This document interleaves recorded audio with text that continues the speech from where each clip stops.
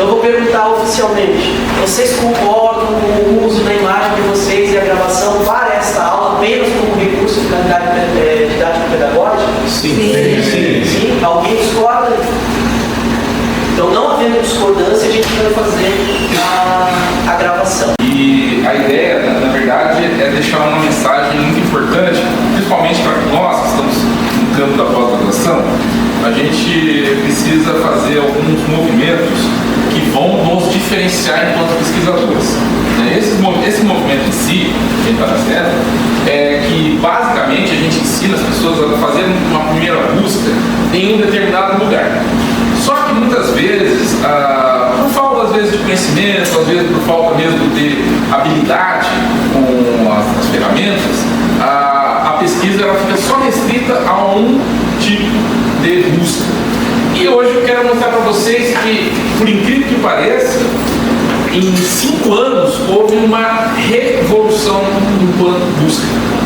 Então, para começar, para deixar bem atento, vou dizer a vocês, primitivamente você só iria no Google escolar. Deixa eu bem claro a palavra, primitivamente. Por quê? Hoje nós estamos já numa fase da integração em que, metodologicamente, se você disser que você só fez a busca no Google escolar, já vai dizer que você já não manja os Paranauê. Não vai isso, caras. Viu que ele falou Google escolar? Quem é que está acostumado a pesquisar no Google escolar? Eu acredito que geralmente a gente vai no Google comercial. Ah, é? Isso que eu falei já por ele. Não. É isso? Já não é mais eu o Google comercial. No ambiente acadêmico, a gente nunca começa a partir pelo Google escolar, por que pareça. Por quê? Porque o Google escolar é aqui, ó. Essa é a diferença. Nós chamamos o Google escolar de motor de busca. O que é a diferença do outro é o oráculo. Você joga lá e busca qualquer coisa. Neste caso acadêmico, o Google escolar é um motor de busca da Google dedicado à pesquisa, à ciência.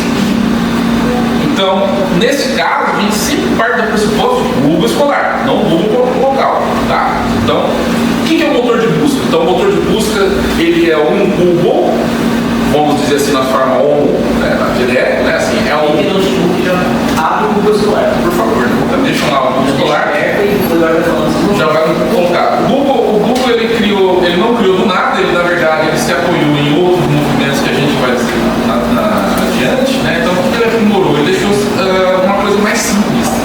Os motores de busca sempre existiram, mas sempre ligados a algumas plataformas, alguns nomes. Então, o Google, na verdade, popularizou a busca de informações dedicadas a dados acadêmicos. Vamos pensar assim, ó, o motor de busca ele tem uma rede e a partir de agora a gente vai mostrar a diferença das redes, que seria assim, a trama. Então você vai ter tramas extremamente abertas e tramas extremamente fechadas. O que quer dizer a trama? É o que tipo de documento entra dentro dessa rede. Peixão. Então quanto mais amplo, maior é a trama, maior é a quantidade de dados. Quanto menor é a trama, menor é o peixe. O que nós estamos procurando aqui, necessariamente, vai ser entre um peixão e peixinho. A gente tem que partir do pressuposto de que todo documento acadêmico, ele é um documento revisado, um documento avaliado, é um documento que foi submetido a uma apreciação. O Google não faz essa diferença. Por infelizmente. Então ele pode muitas vezes, o que pode acontecer? Ele pega as palavras-chave, né, dos seus conectores, e se ele tiver alguma relação com aquela palavra-chave que você procurou, pode ser que ele esteja indexado nas respostas. Mas ele é possível você já na hora de detectá-lo, né, você conseguir ver, isso aqui não é acadêmico, isso aqui é. O Google normal não, o Google normal ele vai fazer tudo que não é acadêmico e é acadêmico. Esse Google escolar, ele vai dar prioridade ao acadêmico. Só que você tem que dominar um pouco das ferramentas, dos comandos para você saber se aquilo é acadêmico ou não. Os outros motores de busca, eles são extremamente já indexados a revisões. Então, nosso primeiro parte aqui na nossa busca sistemática, então a gente vai procurar mostrar a vocês então, essa diferença. Por outro,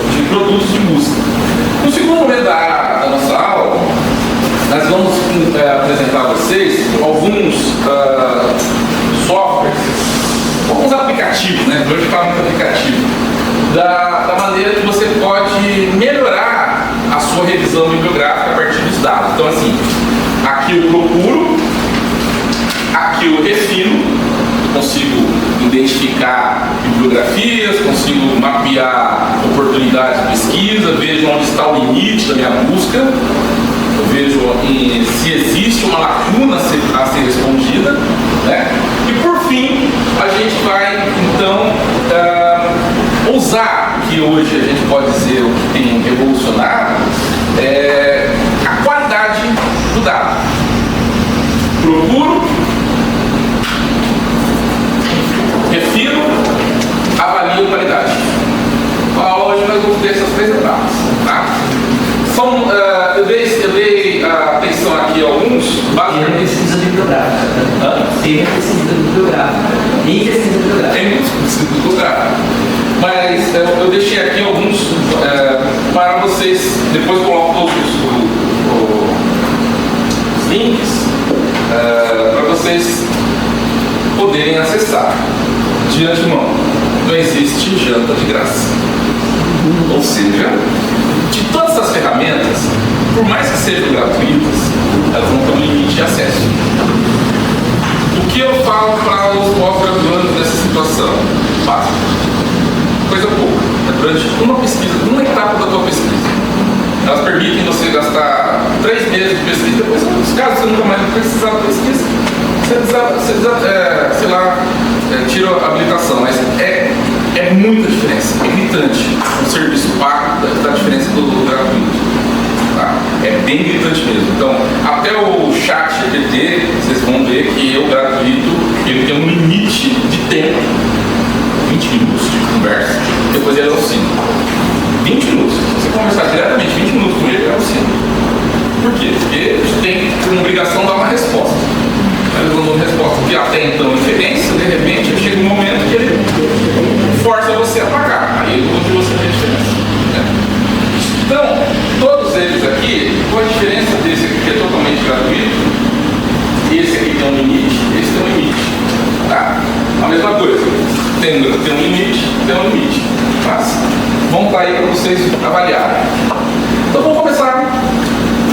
Na verdade,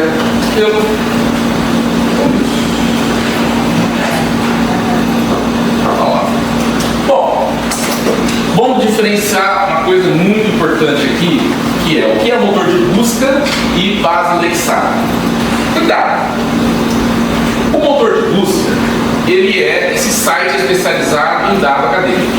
Então, um exemplo, Google Scholar, Bing acadêmico, apesar que a gente não ter falado muito dele, né, mas antigamente você tinha uma concorrência de buscadores, né, tanto o Bing quanto o Google, e o Bing também foi criado para fazer exatamente o mesmo serviço que o Google, o que? Procurar documentos acadêmicos.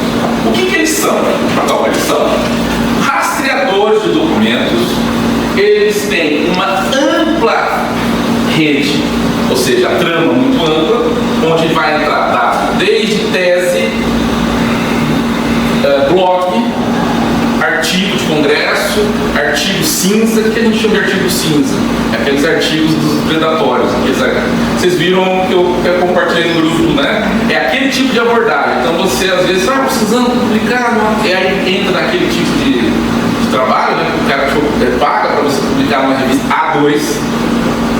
Lá que não deve ser uma A2. Então, ou seja, não necessariamente a Qualis ela garante a você segurança daquele documento que você está, a serviço que você está submetendo. Você tem que tomar um cuidado enorme. Porque o Qualis, infelizmente, ele é critério mais político do que objetivo. Vocês vão ver que outras bases elas são mais objetivas e isso evita. Não 100%, mas também existem maus princípios. Né? E claro, fundamentalmente, é o primeiro passo porque ele é gratuito e precisa cadastrar. Quando a gente faz um cadastro no Google Scholar, vai acontecer da seguinte forma: você vai ver que você vai ganhar um apelido, vai chamar assim, H e H10. O que é o H10? H seria exatamente assim: se você tiver um trabalho publicado, ele consegue rastrear do seu trabalho. Então aqui é um H exatamente o seguinte: quantos trabalhos você tem? Eu tenho um trabalho, então eu fui citado uma vez, então meu H é 1. Eu tenho 2 trabalhos, fui citado 2 vezes, meu H é 2. Dentro de um período de 5 anos. H10, 10 anos. Então muitas vezes tem muitos pesquisadores que vocês vão ver que tem um H elevado, justamente porque é uma quantidade de citação, quantidade de trabalho, quantidade de citação. Quanto maior é o H, em tese, maior relevância ao trabalho, a pessoa, na perspectiva acadêmica. Então, todos estão com H, todos estão com o Google Escolar perto? Vamos nos cadastrar? Porque acontece o seguinte: uma vez cadastrado, você vai indicar exatamente as suas preferências de busca. E aí ele vai marcando para você, inclusive vai te sugerindo adiante, né, temas que você vai procurando. Então, olha, vai criando seu algoritmo, então você vai educando o seu Google acadêmico a procurar, e ele mesmo vai indicar para você o seguinte: olha, já que você procurou fulano, você não lê esse Beltrano. Aí você vai clicar em perfil, tem um perfil, vai estar cadastrando o perfil, depois vocês vão ver que vai colocar palavras-chave que você está procurando, o que vai acontecer com isso. O Google, toda vez que você entra no Google Escolar, logado, sempre que eu vou lembrar agora, você vai entrar logado, ele vai automaticamente indicar para você o trabalho que você pesquisou anteriormente. E também, né, ou temas que são referências. Olha, dá uma olhada nesses trabalhos aqui. Você consegue até programar para ele enviar e-mail para você alertar por dia. Alertar quais tem parecido de novidades. Por quê? O que ele faz? Qual é o sentido dele? Ele pega essas métricas aqui, ó, esses H, e ele começa a fazer conta. Por exemplo, você procurou o EPT, aí de repente apareceu um trabalho que está sendo citado pela plataforma. Então ele mesmo fala assim: você que apareceu que pesquisou semana passada, dá uma olhada nesse trabalho, ó, porque ele está ganhando um H, uma visibilidade maior na plataforma. Então ele mesmo já vai indicando para você. Bom, qual é o grande problema do Google? Né? O Google, como eu falei para vocês, ele não tem muito critério porque ele inclui ou não, ele vai exatamente por metadados, e os metadados incompletos também estão adaptados. Como eu falei para vocês, é uma cama muito grande, então ele não faz muito critério. O importante é assim: bateu 3 pontos, ele coloca na plataforma dela. Index, veja lá, index na plataforma. Então, não é muito criterioso, muitas vezes é difícil, por isso que nas metodologias bibliográficas, revisão sistemática, revisão integrativa, qualquer outro modelo que você vai precisar usar um motor de busca, é fundamental você explicar por que você colocou aquele documento como parte da sua bibliografia. Se você fala assim: usei o Google Escolar, olha o que eu vou dizer para você. Mas o Google Escolar não tem critério de conclusão. Mas o Google Escolar, ele consegue trazer dados incompletos. Ele é muito bom, e aí vamos pensar no universo matemático, né? Google Escolar, tudo isso aqui. Outras plataformas. Google Escolar é a maior motor de busca que temos. Já está comprovado. Não é demérito usar o Google Escolar como primeira etapa. Agora, dizer somente que usou o Google Escolar como critério metodológico é problemático. Então, eu usei o Google, ok, não tem problema. Porém, quais foram as outras etapas posteriores? Posso? Por favor. Veja, quando vocês forem escrever metodologia, vocês lembram que a gente viu os passos da semana passada? Então a gente tem a pesquisa de ser classificada quanto à natureza, quanto à abordagem, quanto aos objetivos e quanto aos procedimentos técnicos, correto? Quando chega nos procedimentos técnicos, você tem que dizer qual procedimento técnico que você utilizou. Neste caso, nós estamos discutindo o procedimento técnico de coleta de dados bibliográficos. E aí, veja, para a coleta bibliográfica, qual o critério que você está utilizando para fazer a sua busca? Aí você vai dizer lá na sua metodologia: inicialmente foi feita uma busca ampla e geral no Google Escolar, porque a única finalidade dele é uma busca ampla e geral. Ele não é uma busca refinada, como o Eduardo colocou ali, ó. Não tem critério sistemático de inclusão, os metadados são incompletos ou inconsistentes, e essa busca não é reproduzível, ou seja, o outro pesquisador não vai poder reproduzir. Se você pegar a mesma palavra-chave, você vai dar uma outra busca. Porque a malha dele é muito ampla. Então, se você utilizar lá na descrição dos seus procedimentos técnicos em busca bibliográfica, Você precisa afinar, olha, eu só usei Google Escolar porque inicialmente eu precisei fazer uma busca ampla e geral. Aí você já avisou o teu leitor que você não vai ficar restrito ao Google Escolar. Ah, por que eu fiz essa busca ampla e geral? Sei lá, aí na sua metodologia você, é para fazer o levantamento flutuante dos dados, que é o primeiro, assim, né? O que tem na área?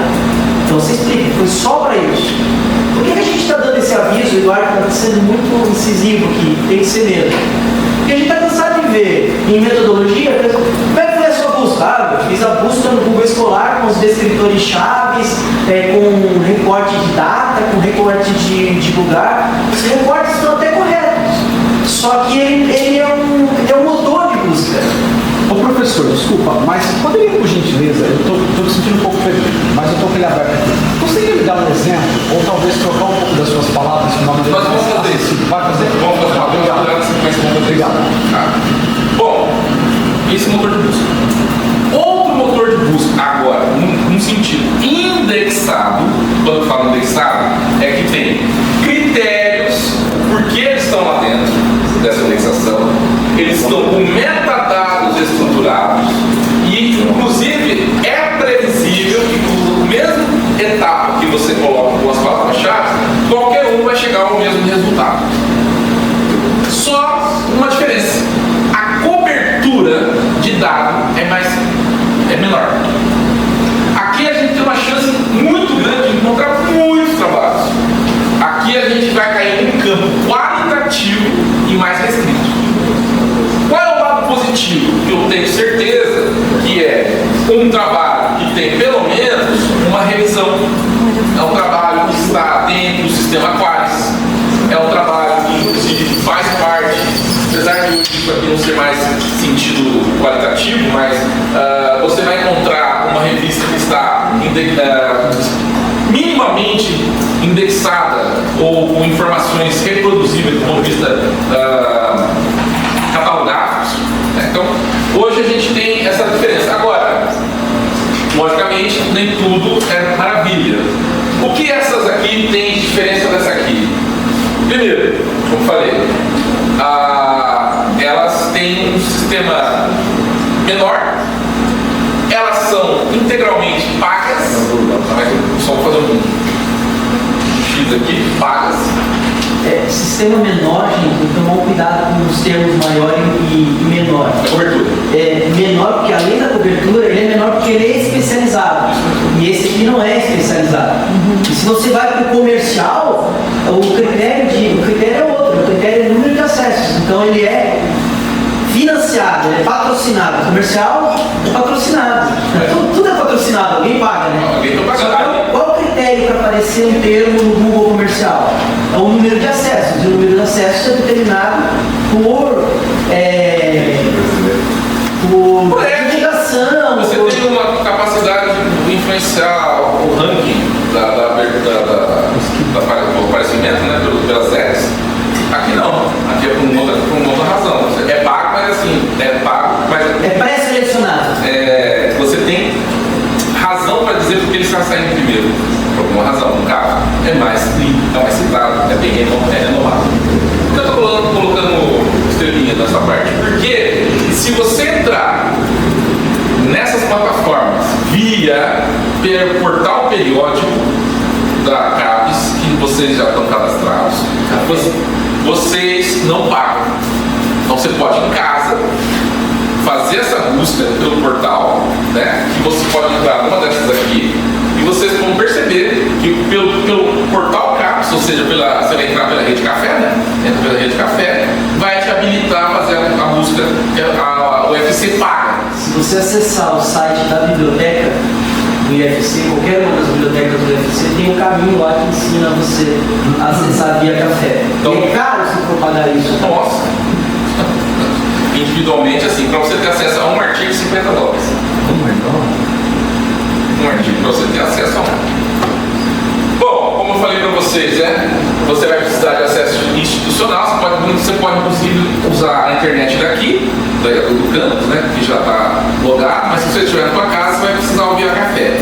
Quando você estiver usando o IP do Instituto, não precisa. Então, se você for na biblioteca, vai abrir direto, está usando o IP cadastrado. Na tua casa, você vai usar a via rede café, tá?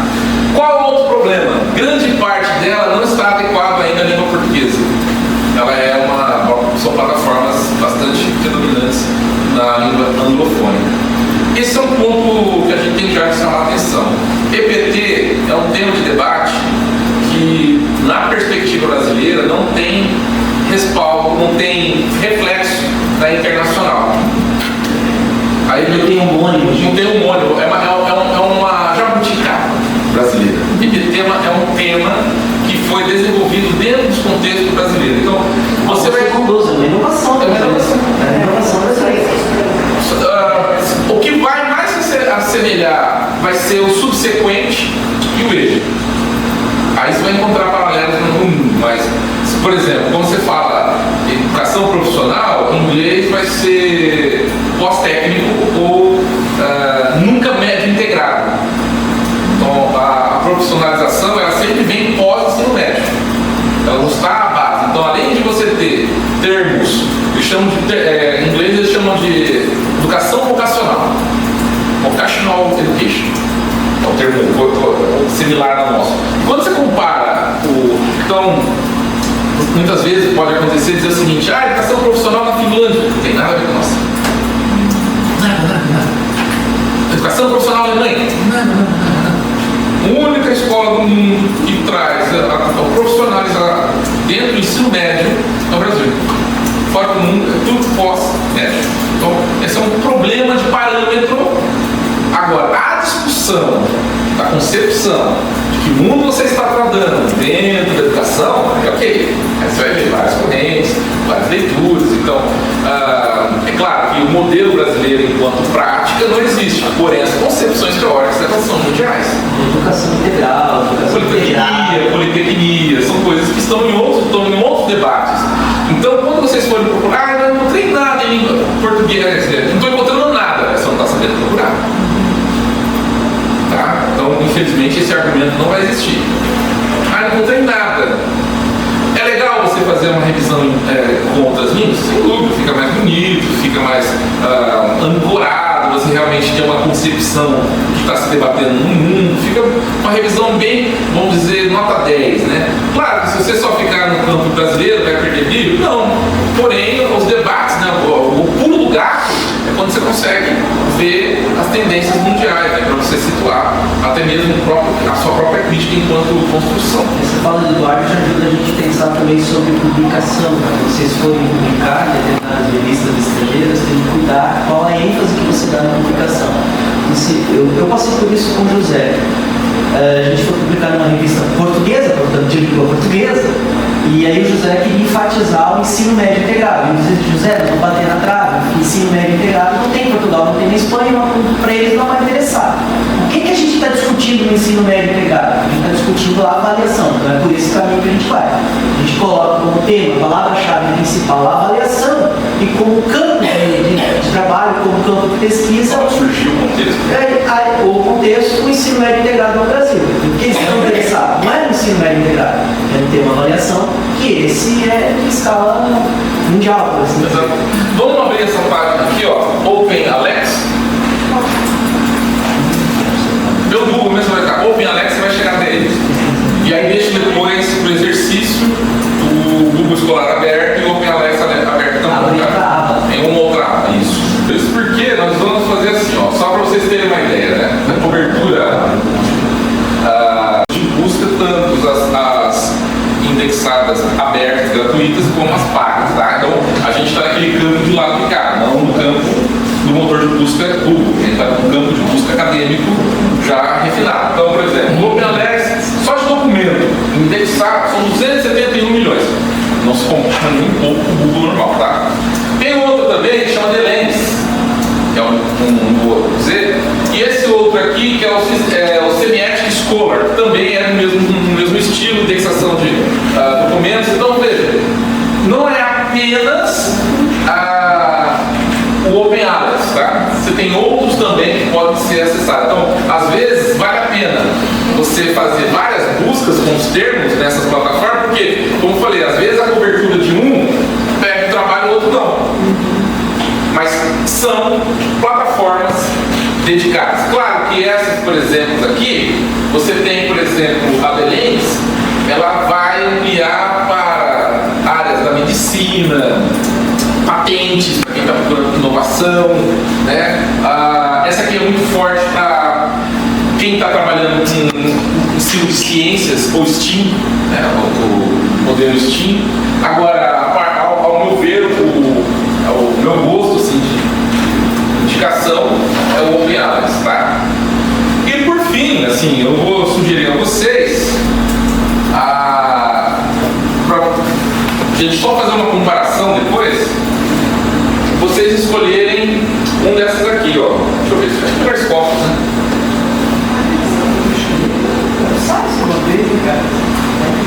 Websites? Tá bom. Websites. Então vamos fazer o seguinte, ó.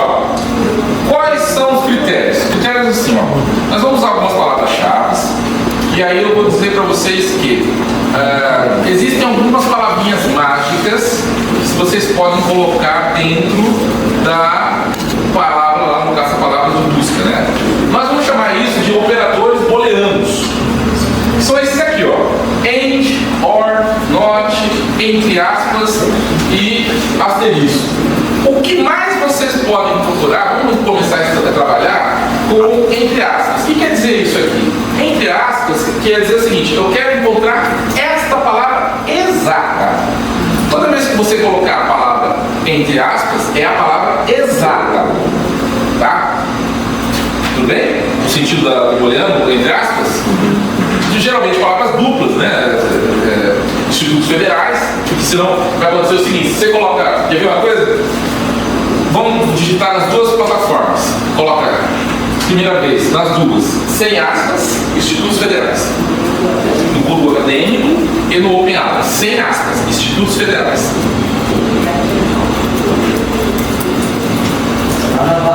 Barra de busca.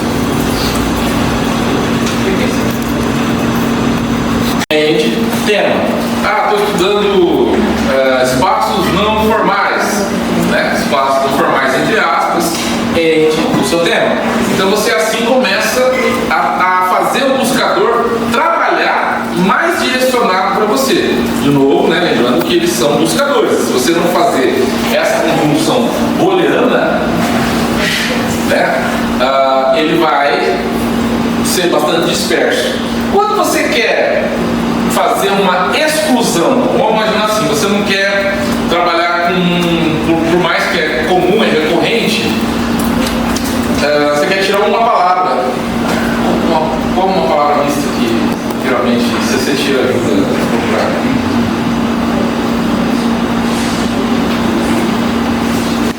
Você tira ou você tira. Eu coloquei aqui em casa assim, ó, formação. Então você está fazendo formação, mas eu não quero tratar de formação docente, formação nível superior. Então eu quero seguir na sua busca, eu estou querendo formação, mas eu não quero nada relacionado a ensino superior. Então aqui é invertido, palavra geral, sem aspas, and, aí tem que colocar um not, and not. Aí, entre aspas, aquilo que você não quer. O tema dela é bem interessante, ó. Evasão. Porque a maioria da produção sobre evasão no Brasil é evasão do ensino superior. Os dados estatísticos são sobre evasão do ensino superior. Perfeito. Então tira o ensino superior, porque vai te dar evasão, end not, isso aqui. Está alinhado com o tema, quais são as palavras mais recorrentes que além daquilo que você está procurando. Então hoje vamos dizer, o Google 2.0, ao meu ver, ele está indo para um OpenAlice. Claro que a Google é uma gigante. Nunca esperem que ela vai ficar para trás. Vai comprar o OpenAlice. Ela vai remexer, né, na plataforma. Então assim, pode ser que hoje ela está desatualizada em relação ao OpenAlice. Mas, como ela é uma gigante, a gente sabe muito bem que ela pode daqui a pouco fazer uma revolução de uma hora para outra. Inclusive um produto que todo mundo tem como conta Google, que é uma baita revolução, é o notebook LM. Depois a gente vai entrar nele para vocês verem que coisa linda é trabalhar com notebook. Bom, fizemos aí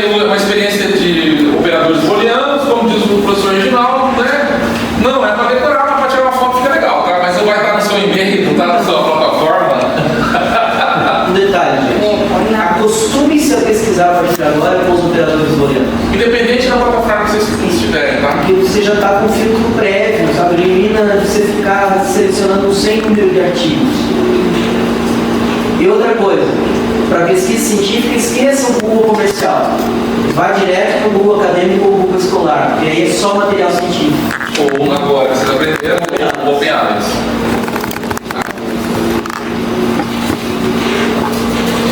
Bom, então a gente fez aqui esse exercício, né? Exatamente o que nós estávamos fazendo, esqueci de passar aqui. Agora vamos para o segundo passo. Você está dominando, fez um levantamento dos seus dados, você conseguiu achar o artigo legal, viu algumas coisas interessantes. Agora vamos ver o seguinte: que pé dá com essas citações, com que pé dá essas referências? Qual é a conversa que eu posso ter com eles? O que eu posso extrair dessas informações interessantes? Você buscou, já fez vamos dizer assim, a primeira prévia, garimpou, achou bonito esse, mas agora você tem que dizer o seguinte: será que dá liga? Será que eles conversam? Claro, um parênteses para explicar isso aqui. Você está na operacionalidade, né? Veja, você já está selecionando artigos de acordo com o seu tema, não é isso? Olha, estou pegando artigo que é científico, que é confiável, que foi lido por pares, num universo muito grande. Eu estou conseguindo pegar o peixe mais específico, naquela linguagem do peixe menor. Só que tem um detalhe. Vamos imaginar que você está pesquisando infância, um exemplo que eu já dei aqui para vocês. Você selecionou bons artigos que é de Vygotsky, bons artigos que são de Piaget. Os artigos são bons, os autores são referenciados, beleza. Só que você está produzindo uma pesquisa científica, tem que haver coerência teórica entre esses articulistas, entre esses teóricos. O Piaget tem uma perspectiva que é psicogenética e o Vygotsky tem uma perspectiva que é sócio-histórico interacionista. Você precisa definir na sua pesquisa se você vai para uma tendência que é psicogenética ou para uma tendência que é sócio-histórico interacionista. Desde a seleção bibliográfica é interessante que você já saiba selecionar os articulistas para um lado e os articulistas para o outro. E aí as ferramentas que o Eduardo vai ajudar a trabalhar agora, ele vai mostrar como os autores conversam, e se eles conversam, como eles se aproximam nas suas linhas teóricas. Então isso já é uma ferramenta que te facilita a definir quem vai ou não para o seu referencial teórico. A conversa não é um citando o outro, mas é pela semântica do trabalho. É o que se discute no trabalho, ele vai estar próximo ou não de outro. Então muitas vezes você quer colocar vou colocar um clássico do DPT, de repente não tem nada a ver com o que você está escrevendo. Não há motivo você colocar esse trabalho. Por mais que ele esteja na lista lá de bases conceituais, de repente não tem nada a ver, você precisa colocar ele lá. Então, por muito que possa ser retórica, né? Às vezes você está gastando tempo forçando até lá. Um bom exemplo, quem vai pesquisar comigo? Uma referência na educação sobre currículo no Brasil, o Tomás Tadeu, ok? Só que o Tomás Tadeu não discute o currículo na perspectiva do currículo integrado. Por mais que ele seja uma referência em currículo, ele não discute o currículo integrado. Então compensa discutir o currículo integrado a partir de sacristão. Mas eu vou excluir, imagina discutir currículo e excluir o Tomás Tadeu. Só que o Tomás Tadeu não discute aquilo que você está pesquisando. Então, já elimina. Então ele não conversa. A conversa é essa, a conversa no sentido semântico. E tem a conversa de fato, quando a pessoa pega aquele trabalho e traz para dentro do trabalho do escolhido e diz, não, lá tem a citação, não, eu li o fulano. Então você tem duas formas de você mapear isso, né? De forma semântica ou de forma citando ou citado. Isso é possível através esse exercício eu chamo de mapeamento e não análise bibliométrica, que é um conceito diferente. O mapeamento a gente vai trazer no sentido mesmo de fluxo, no tempo e na quantidade. Então aqui a gente vai querer ver o seguinte: quem foi o primeiro e quem foi o último, mas eu quero saber que caminho esse pensamento tomou até chegar no último. Lembra que nós falamos na aula passada sobre o estado do conhecimento, o estado da arte? Essa ferramenta ajuda você a escrever o seu estado do conhecimento, o estado da arte. Então, você quer saber de como a a ideia avançou, onde aí o inverso é verdadeiro, você também consegue perceber aonde não avançou. São as lacunas de pesquisa a qual você pode se dedicar quando de repente você está vendo que a pessoa avançou o mesmo conceito, aplicou as mesmas categorias, chegou no mesmo resultado. Aí você vai ver um outro trabalho um pouco mais adiante de tempo, usou os mesmos conceitos, os mesmos autores e também chegou a resultados iguais. Então assim, parou. Não tem mais novidade. Então, a não ser que você enxergue, bom, se esses trabalhos que eu vi em 2020, 2024 chegaram aos mesmos resultados em contextos diferentes, o que está faltando? Aonde a gente vai chegar então? O que eu vou fazer? Igual a eles? Será que eu vou repetir esse trabalho? Aí é uma reflexão até do ponto de vista enquanto novidade, né? Se você quer realmente fazer uma pesquisa de ponta, quer contribuir com o avanço do progresso da EPT, obviamente você não vai seguir os mesmos passos dos outros que já fizeram repetidamente o mesmo resultado. É assim que a gente consegue ver em que momento, onde está a inovação. O que você traz de novidade para a gente, né? O que avançou no processo? Não há demérito ou você replicar. O mestrado permite isso. Mas, por exemplo, no doutorado eu sou obrigado a fazer um passo a mais. Eu não posso fazer a replicação. No mestrado você pode, não é problema nenhum. No doutorado não, tem que ter algo a mais. Ô professor, existiria ou existe, o professor também poderia talvez responder também, existe uma expertise no sentido bonito da palavra, para o pesquisador depois ser revisitado ou ser consultado, mas não no sentido de um afã próprio, mas no sentido mesmo para que a pesquisa ela possa dar continuidade nesse mundo mercadológico, assim? Existe isso? Existe? Existe? É todo mundo, os Até das terminologias, dos códigos, entendeu? Vou pegar o exemplo. Bom, isso aí tem a pergunta, né? Nem todo clássico é totalmente esgotado. Sim. Mas sempre tem um ponto de partida. Né? Agora, como o Reginaldo falou, tem alguns clássicos, por mais que eles sejam clássicos, eles não se dialogam. Então, no mesmo trabalho, você pode. A pergunta dele é assim, como ser encontrado? Boa também. Como ser encontrado? Porque eu acho que como ser encontrado para ser citado? Claro. Aí eu acho que a pesquisa dá um trabalho. Primeiro é a lacuna. Se você investe em uma lacuna, você passa a ser referência naquilo. Né? E a lacuna pode ser. Eu vou dar um exemplo do que está acontecendo agora. Eu tenho alguns orientantes que estão pesquisando sobre o CEDU. Não tem mais quem investiga CEDU. Eles são obrigados a ficar citando o outro. Então, o primeiro que escreveu passou a ser referência para os outros. Né? Porque aí encontrou uma lacuna.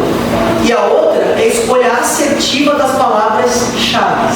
Então isso existe. Isso Sim. é Você, na hora de pôr a palavra-chave, você não pode pôr qualquer palavra-chave. Veja que vocês estão procurando sobre EPT. Né? O Eduardo acabou de dizer, olha, se você procurar ensino médio integrado em inglês, você não vai achar. Se você escrever e outra pessoa procurar, você vai ser achado. Então, e aí tem que aparecer a palavra-chave. Se você publicar em inglês, palavra médio integrado, pode ser que você comece a ser uma pessoa de referência. Ou mesmo em português, vocês estão procurando determinados temas que vocês vão perceber que como você está procurando não tem. E veja, a IPT é um campo novo. Muita gente, imagina as 40 IAs no Brasil, as 40 instituições associadas. Muita gente procurando. Você coloca lá como primeira palavra-chave, as pessoas vão buscar e qual é o primeiro artigo que vai aparecer. Boa.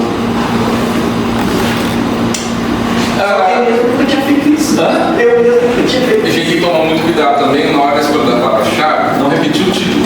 Né? Isso é uma coisa muito engraçada, porque as pessoas pegam o título e repetem essa palavra-chave. E não é. A palavra-chave ela tem um motor de engajamento é impressionante. Então, um resumo mal feito já vai te jogar numa obscuridade. Essa sua pergunta é muito importante porque assim, com os novos critérios de qualificação de artigos, porque antes era o Qualis, né? Ainda é o Qualis até 2028 e tal, mas tem outros juntos. Um deles é pelo número de citações, mas não são só as citações científicas, pode ser citação em rede social, pode ser citação jornalística. Então tem revistas, por exemplo, revistas sérias, sei lá, Olhar do Professor. Você põe lá um artigo, eles aceitam um artigo e publicam um artigo seu, eles já enviam para você como que você deve publicar o seu artigo, divulgar nas redes sociais. Porque isso gera os motores de qualificação, identificação e busca do artigo. Olha só, O que esse mapeamento faz? Então a gente achou um trabalho. Cada risco é uma conexão semântica, não é uma conexão de citação. Também tem, mas semântica, ou seja, trabalho que levar em consideração o mesmo termo, o mesmo conceito que esse primeiro trabalho fez. Então, por mais que você tenha um emaranhado de semântica, a gente pode resolver o seguinte: um grupo aqui, quando pegou esse conceito, aplicou de um jeito. Este outro grupo aqui, quando pegou esses trabalhos aqui que estavam conectados, aplicaram de um segundo jeito. E quando eles olharam para as pontas, ou seja, os mais modernos, eles aplicaram de um terceiro jeito. Então, nesse momento, a gente consegue mapear como a evolução de um conceito foi aplicado em 3 momentos diferentes. Um momento do pensamento, um momento numa segunda reflexão, e um terceiro momento atualizado. Então quer dizer que esses 3 trabalhos aqui não tem nada a ver com o que estava sendo estudado aqui, mas eles têm em comum um conceito que conecta entre eles. Mas o conceito não é deles. Esse trabalho foi em 1918. Então desde 1918 ele é citado, porque ele é um trabalho relevante. Ele não é uma citação assim, não. O conceito, ele é... Então, são poucos trabalhos que ainda levam em consideração. Então, esse daqui, pode ter certeza que ele fez um trabalho de inovação. Revisitado, e todos eles revisitados, abriram a oportunidade, porque eles falaram, bom, esse aqui foi um gap, porque esse aqui não encontrou. E já era um trabalho. Aí esse daqui ficou fácil. Eles leram ele falaram assim, tem um gap aqui, ó. Mas só uma curiosidade, isso aí não é sobre drone, certo? Drone 1918. Era não era drone, a palavra era UEV, seria aqueles aviões de Vant, mas era pessoal de aeromodelismo. Aí o conceito de planar, de não sei de campo, aqui de vez de ser asa fixa, asa rotor, e aí aqui você pega exatamente isso aqui, tudo asa fixa. Captação de imagem aérea. Isso. Aqui já está com inteligência artificial e laser. Era só para mostrar o que é o mapeamento, né? A gente consegue fazer esses tipos de leitura por conta dessas ferramentas, né? E é muito legal porque você consegue concentrar a leitura. Você não lê algo que não tem a ver. Então assim, você fala, puxa, eu tenho que ler tudo isso. Às vezes, de repente, você faz um levantamento e chega, consegui achar 300 artigos interessantes.